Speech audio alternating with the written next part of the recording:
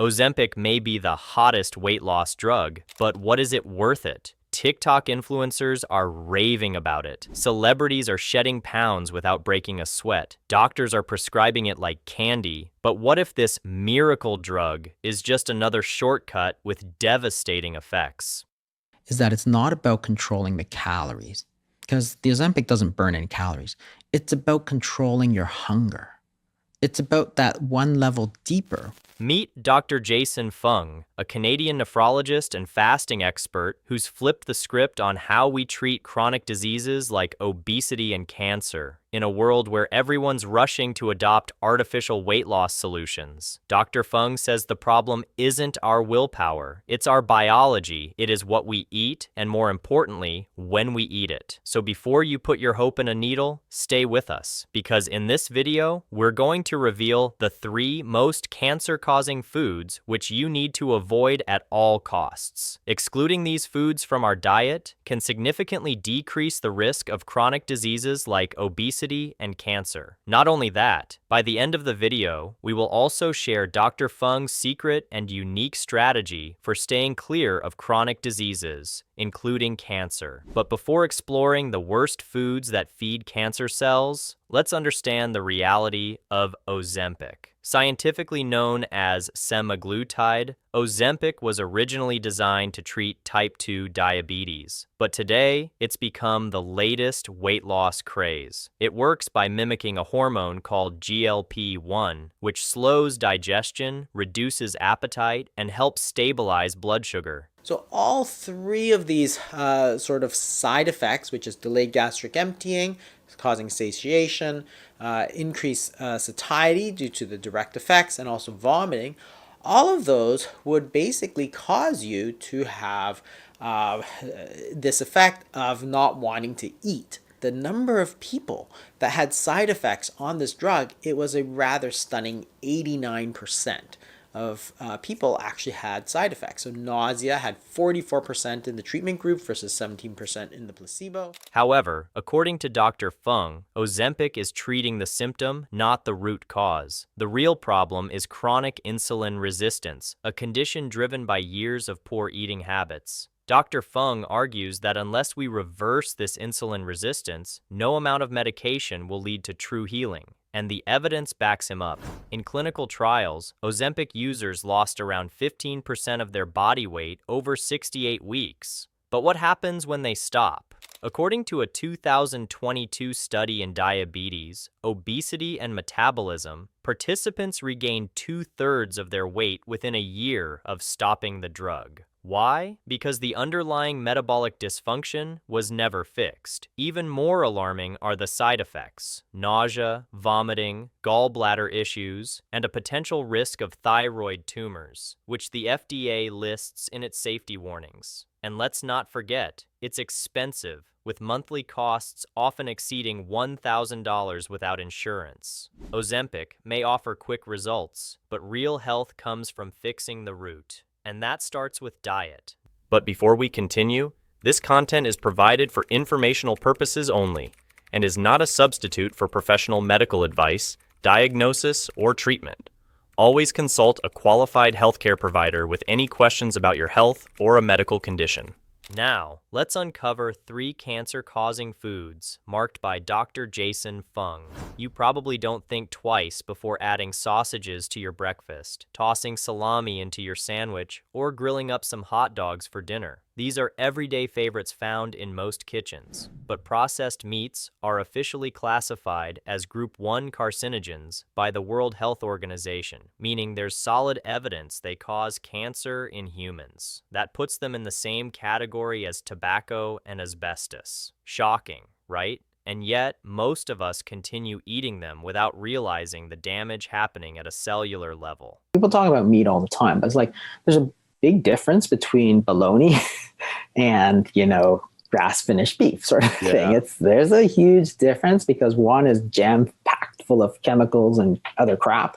And one is just beef, right? And people have been eating beef for thousands of years. Dr. Jason Fung indicates that the real danger in processed meat isn't just the meat itself, it's how it's preserved. These products are pumped with nitrites and nitrates used to enhance flavor and shelf life. But once inside your body, these chemicals can convert into N-nitroso compounds, which are highly carcinogenic. Then there's heme iron, abundant in red meat, which promotes the formation of free radicals, damaging your DNA and inflaming your colon. On top of that, high-temperature cooking like frying or grilling produces heterocyclic amines and polycyclic aromatic hydrocarbons, both linked to cancer development. A large-scale review from the International Agency for Research on Cancer found that eating just 50 grams of processed meat per day increases your risk of colorectal cancer by 18%.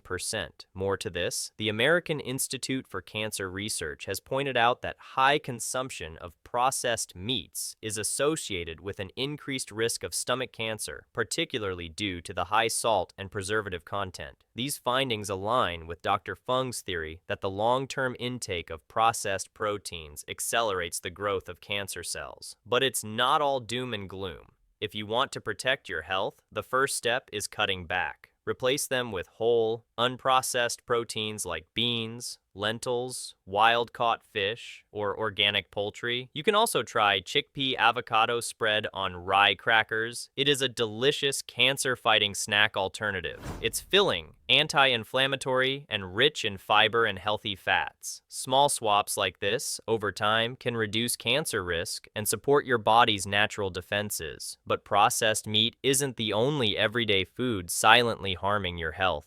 There's another culprit, one that's often labeled as healthy, but could be feeding cancer from the inside out.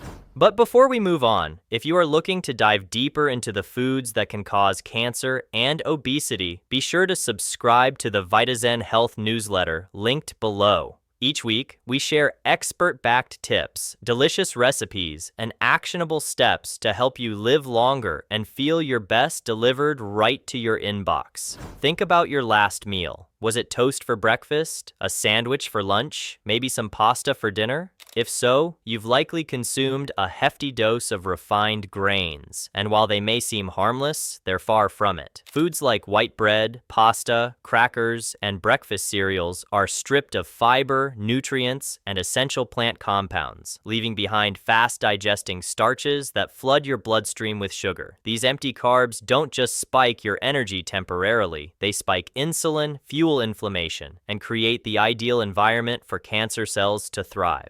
Those highly refined carbohydrates are going to spike up your glucose, which is going to spike up your insulin.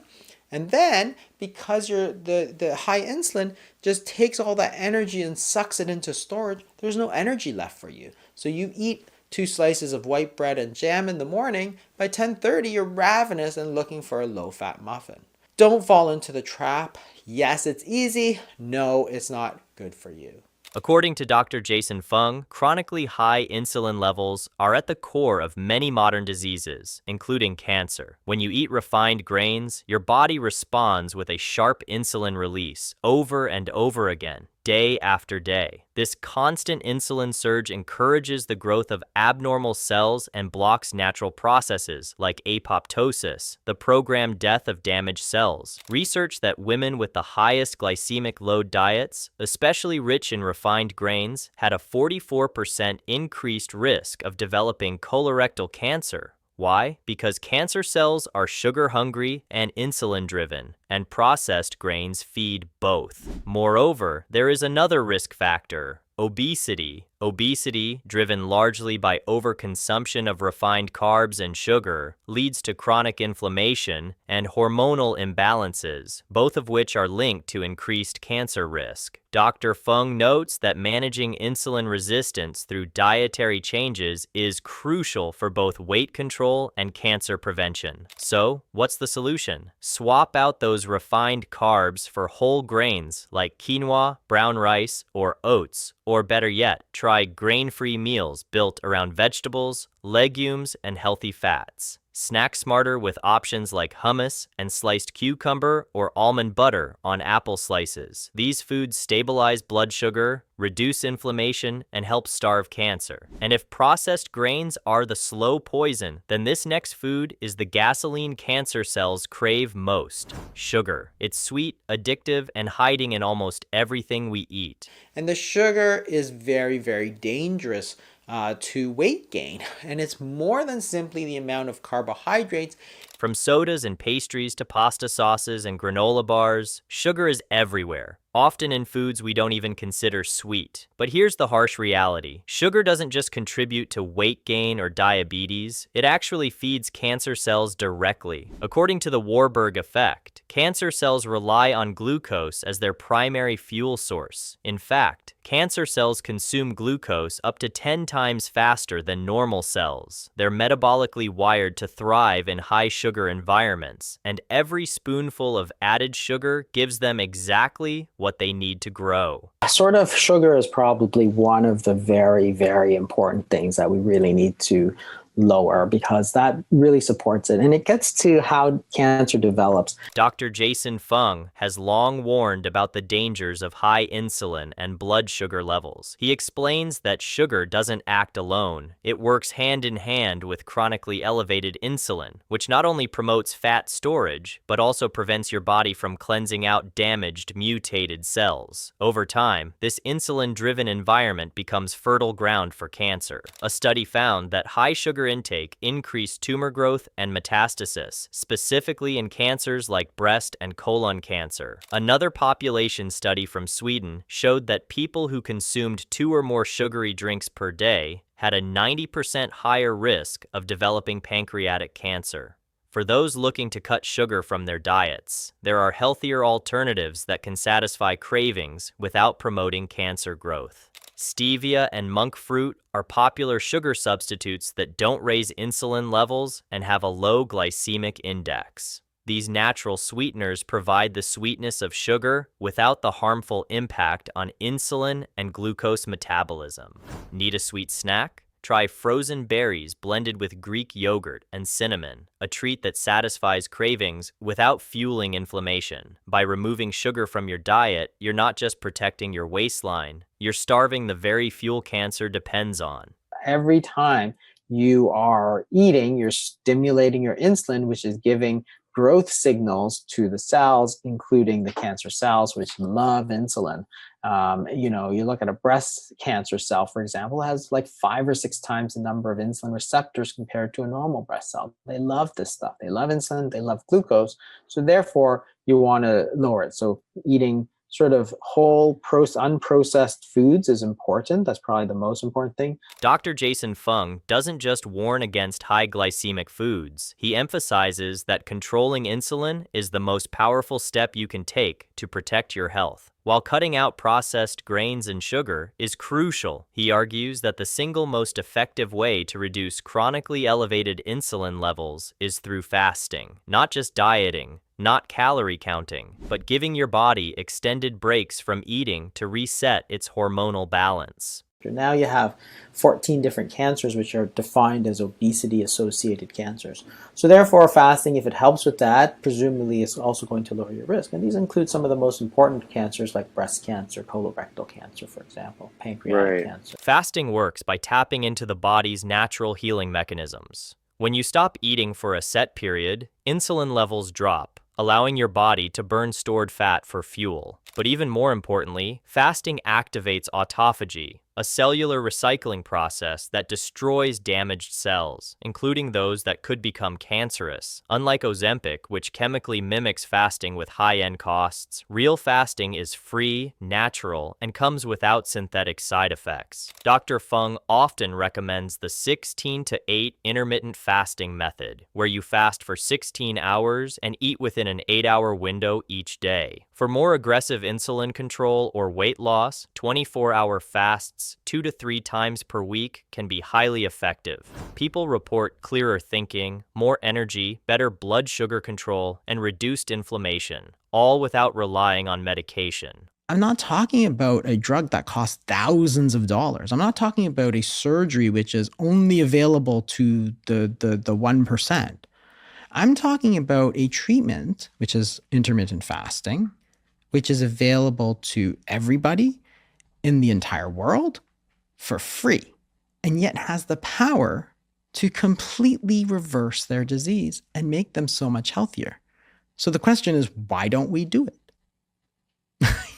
While Ozempic temporarily suppresses hunger by mimicking a hormone, fasting retrains your body's natural hunger and insulin signals, fixing the metabolic root, not just silencing the symptom. And for those battling or trying to prevent cancer, this shift from constant feeding to intentional fasting starves abnormal cells of the very fuel they need to grow. So here's your challenge. For the next 30 days, eliminate those 3 foods and try intermittent fasting. Watch what happens. Your energy will rise, your cravings will shrink, your body will change, and most importantly, your risk of cancer may begin to fall. Because if you're looking for lasting health, not just short-term weight loss, the answer may not be in a medicine, but in the hours you choose to give rest to your stomach. And in our next video, we'll dive deeper into the foods that starve cancer cells and heal your body from the inside out. So stay tuned.